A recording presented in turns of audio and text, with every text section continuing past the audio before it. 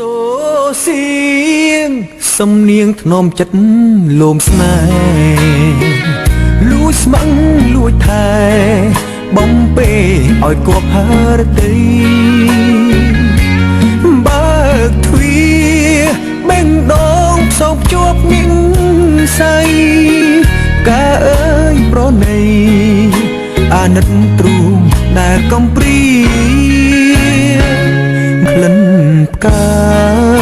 ក្រអូបរីកស្រស់រហង